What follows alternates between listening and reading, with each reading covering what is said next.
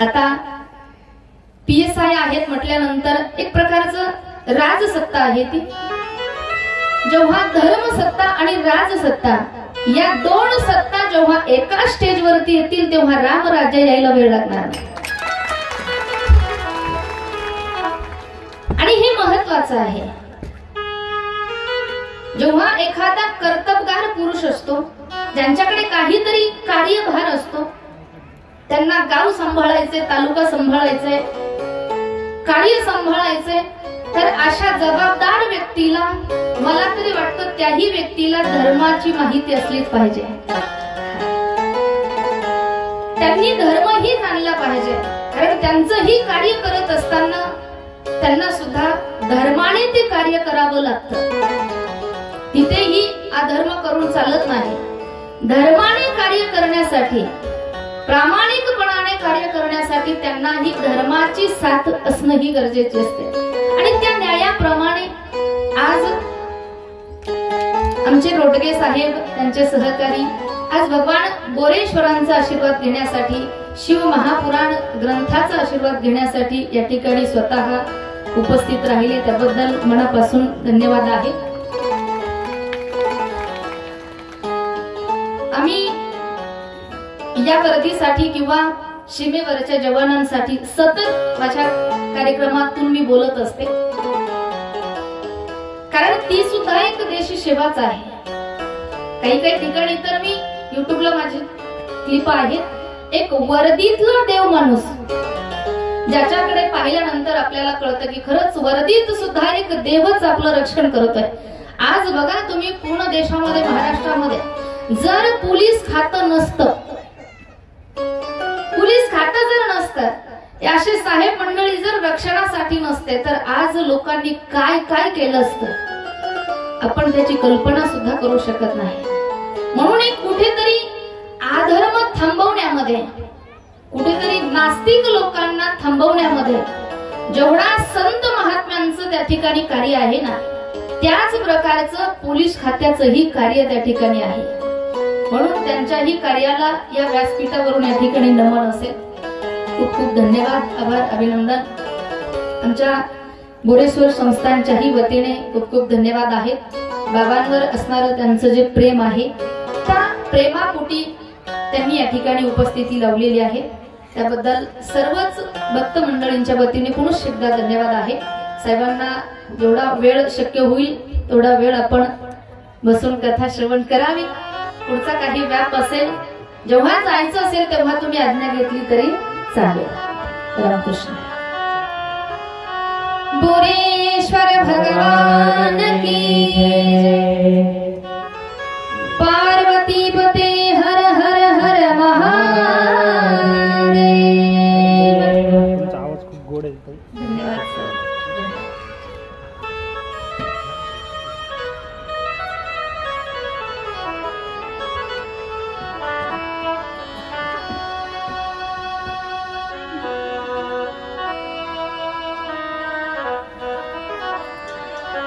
भगवान परमात्माने सुंदर असणारी ही सृष्टी कशी निर्माण केली, का निर्माण केली, याचं वर्णन आपण पाहत आहोत. भगवान विष्णूला जेव्हा भगवान शंकराने निर्माण केलं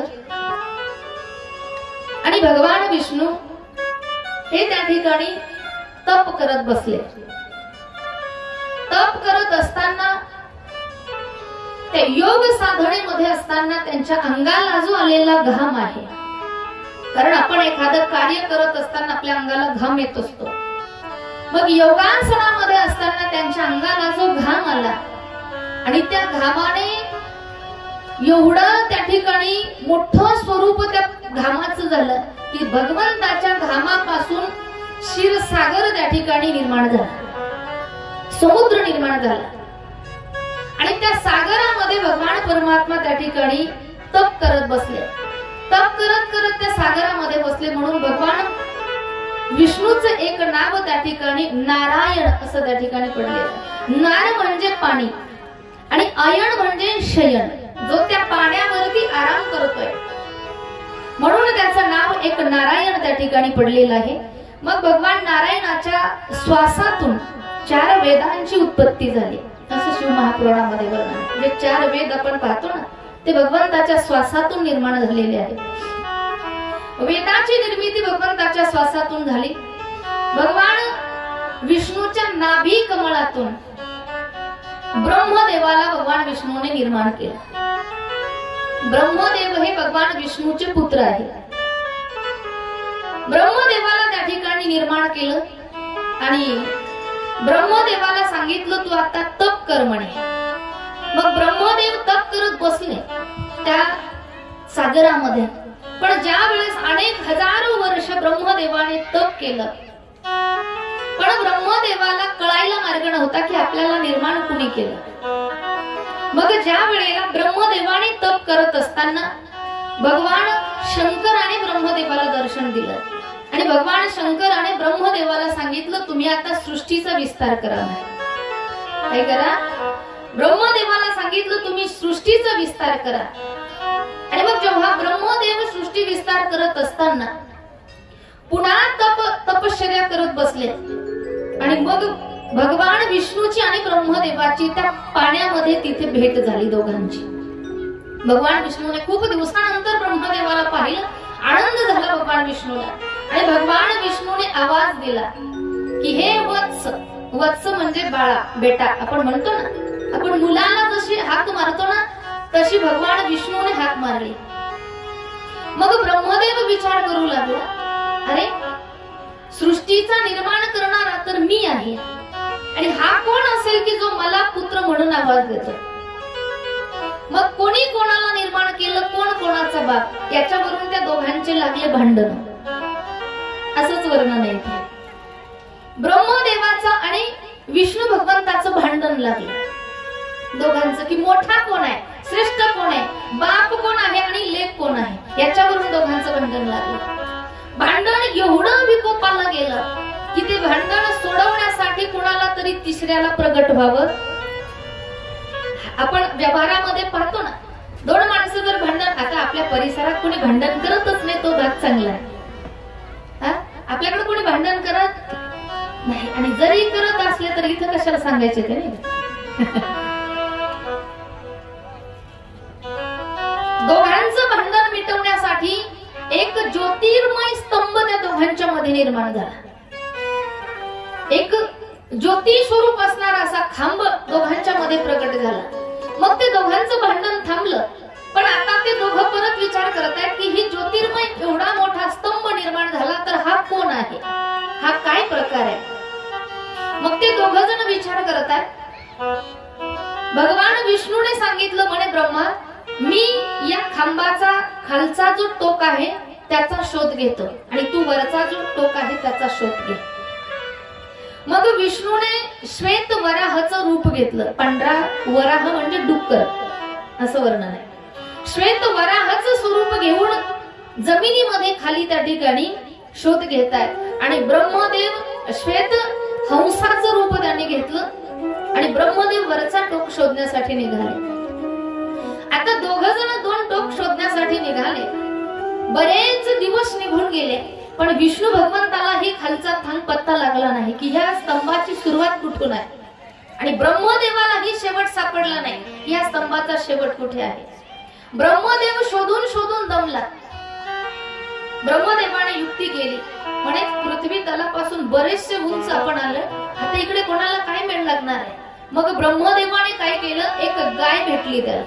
ब्रह्मदेवाला गाईला सोबत घेतलं आणि केवड्याचं फूल सोबत घेतलं ब्रह्मदेवाने आणि त्या केवड्याच्या फुलाला सांगितलं की मी खाली जाऊन सांगतो म्हणे की मी वरचा टोक शोधून आलोय, तू फक्त साक्षी दे म्हणे. हा ब्रह्मदेवाने वरचा टोक पाहिला आणि गाईला आणि केवड्याच्या फुलाला खाली घेऊन येतात.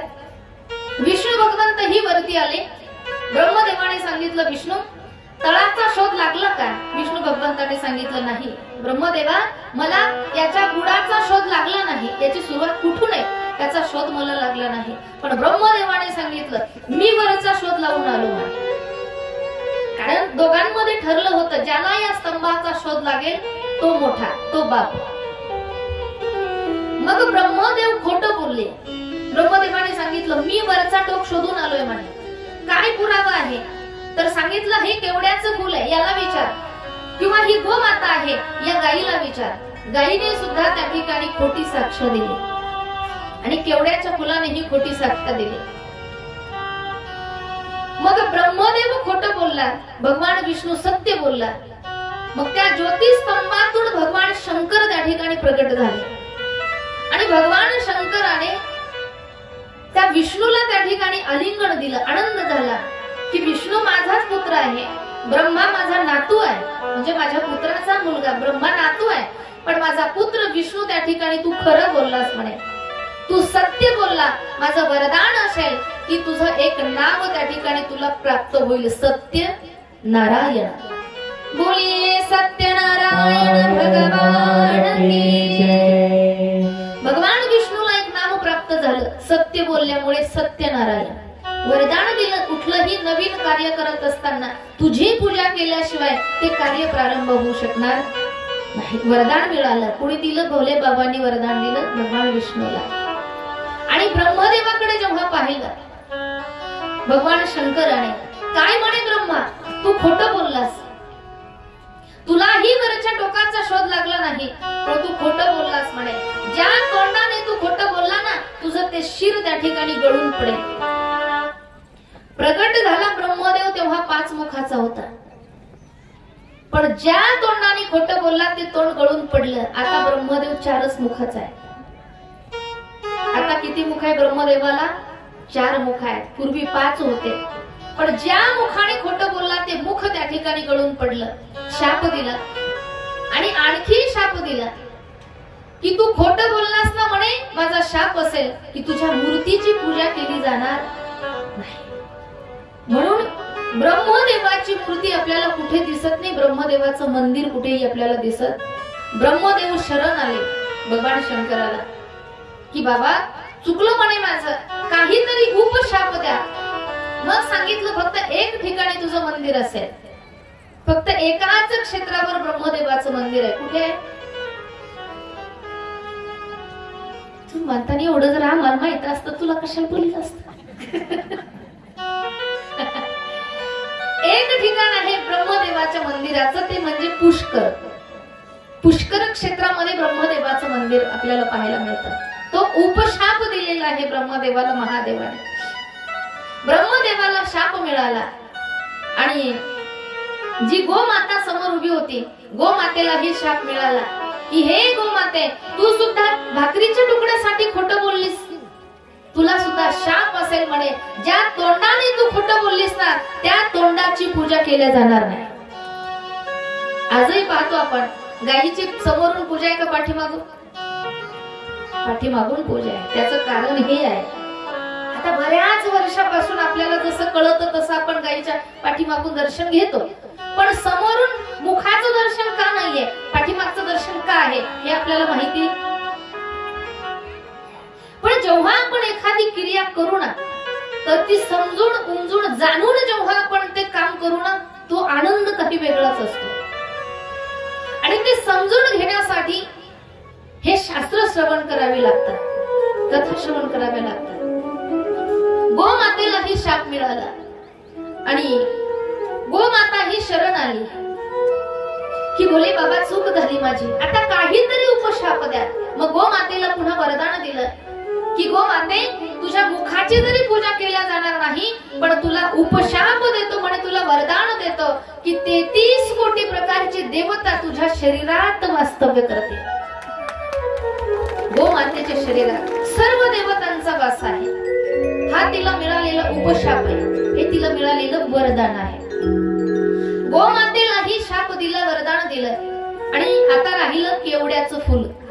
केवडा, त्या केवड्याच्या फुलाकडे पाहिलं भोले बाबाने आणि केवड्याच्या फुलाला सांगितलं तू सुद्धा खोटं बोललास म्हणे, तुला सुद्धा शाप असेल, इतर कुठल्याही फुलाने माझी पूजा केली जाईल, पण तुझ्या फुलाने तू माझ्या पूजेमध्ये चालणार नाही. म्हणून आजही केवड्याचं फुल महादेवाला चालत नाही.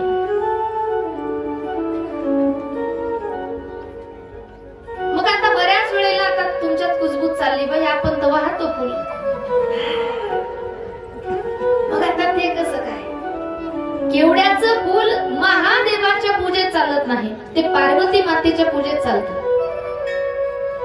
मग आता महादेवाच्या मंदिरात गेल्यानंतर आता इथे मूर्ती स्थापना आहे, पार्वती मातेचा मुकुट वगैरे आहे, ठीक आहे. आपण पार्वती मातेची तिथे मुकुटावर पूजा करतो. पण एरवी दुसऱ्या शिवलिंगाला जर आपण गेलो तर तिथे पार्वती मातेची मूर्ती नसते.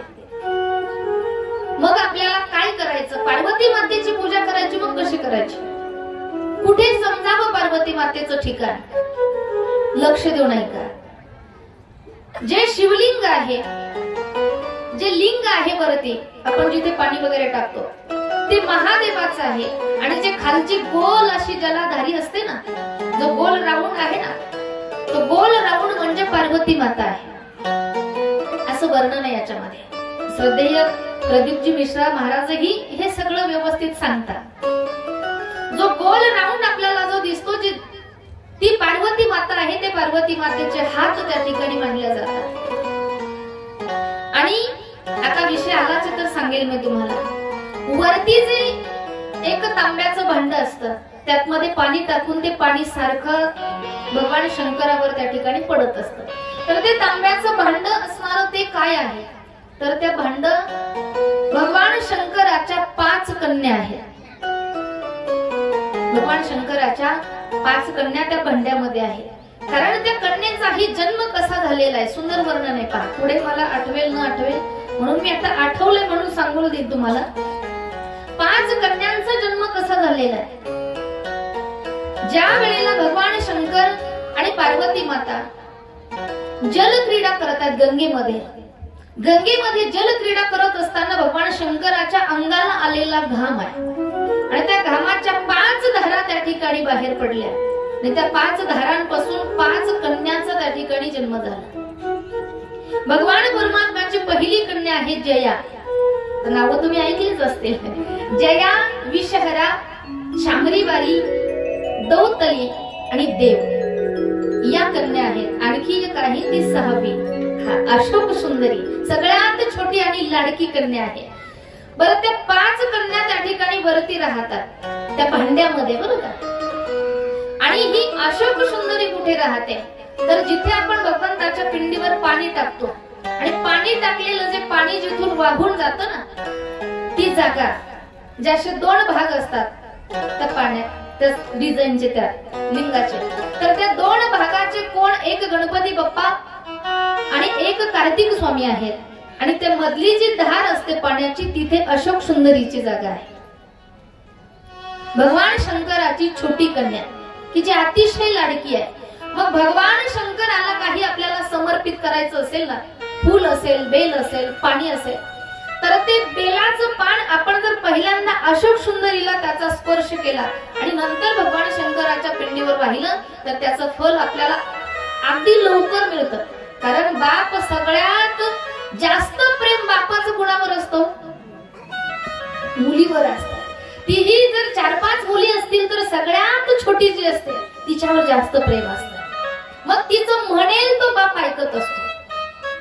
मग आपल्याला वाटतं ना आपलाही तो बापच आहे, पण आपल्याला वाटतं ना त्याने आपलंही गाणं ऐकावं. मग आपण पहिल्यांदा काय करायचं? अशोक सुंदरीकडे वशिका लावायचा. वशिका आपली सोपी भाषा, कारण आज वशिकाशिवाय कुठलंच काम होत नाही. कारण म्हणतात ना, ज्याचा असेल वशिला त्याचं पुत्र सुद्धा काशीला. वशिल्याशिवाय काम होत नाही. भगवान शंकराकडे जायचं ना, मग अशोक सुंदरीचं आपण त्या ठिकाणी सहकार्य घेतलं पाहिजे. तिच्या मार्फत जर गेलं तर काम आपलं अगदी फास्ट होतं, पटकन काम होतं. म्हणून हे ठिकाण आहे. पूजा करत असताना, बरं पाणीही टाकत असताना, आता विषय आलाय म्हणून सांगते. भगवान शंकराच्या पिंडीवर जेव्हा आपण पाणी टाकतो तर पाणी टाकत असताना फार असं उंचावरून पाणी टाकायचं नाही, जेणेकरून भगवान शंकराच्या पिंडीवर पडलेलं पाणी त्याचे थेंब बाहेर पडता कामा नये. कारण भगवान शंकराच्या पिंडीवर जे पडलेलं पाणी ते ओलांडत सुद्धा नाही आपण, तर त्याचे थेंब दुसरीकडे पडावे, त्याच्यावर आपण पाय द्यावे. हे पुण्य तर होणारच नाही, पण न करता पाप आपल्याकडून होणार. म्हणून आता जर असं उंचावरून पाणी टाकत असाल तर इथून पुढे मागचं जाऊ द्या, इथून पुढे आता अगदी जवळ जाऊन पाणी टाकायचं, जेणेकरून ते पाणी बाहेर उडणार नाही. आणि पाणी भगवान शंकराला घालत असताना ती धार अशी भगवान शंकराच्या पिंडीवरती लावली ना, तर ती धार अशी उत्तर दिशेला अशोक सुंदरी असते. धार पाण्याची चालू ठेवत ठेवत अशोक सुंदरी पर्यंत यायचं आणि अशोक सुंदरी पासून पुन्हा शिवजींच्या डोक्यापर्यंत ते पाणी टाकत टाकत जायचं. म्हणजे बाप लेकीला दोघांनाही स्नान घालण्याचं पुण्य आपल्याला प्राप्त होतं. हे शिव महापुराण कथेचं महात्म्य आहे. हा लाभ प्राप्त होतो, पण आपण लक्ष देऊन ऐकलं तर. कालही मी सांगितलं की पूजेमध्ये कोणते फुलं चालतात, कोणते फुलं चालत नाही. काल मी सांगितलं महादेवाला लाल फुल चालत नाही, पण जी मावशी काल कथेला नसेल त्या मावशीने आजही लाल फुल ठेवलेलं होतं. कारण ती काल कथेला नसेल ना, तर बऱ्याचशा मावश्या आजच आल्या. कारण काहींचा समज असा झालाय फक्त सोमवारीच महादेव जागा असतो.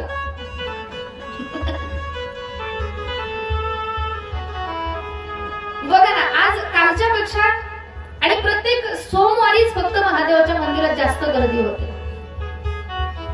तसं आता या वर्षा 2 वर्षापासून एवढी भोले बाबाची भक्ती प्रत्येकाच्या अंतःकरणामध्ये त्या ठिकाणी प्रज्वलित झालेली आहे, ते त्या बाबाचेच उपकार मानावे लागतील.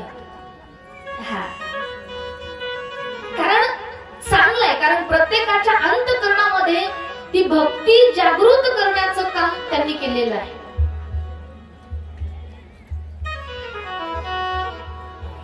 आणि ती भक्ती करत असतानाही एखाद वेळेला आपण ती पूजा करत असताना आपल्याकडून काही चूक तर होत नाही ना, याचा विचार करत आपण पूजा केली पाहिजे. एखाद वेळेला पूजा नाही झाली तरी चालेल, पण चुकीची पूजा होऊ नये, हे तेवढंच महत्त्वाचं.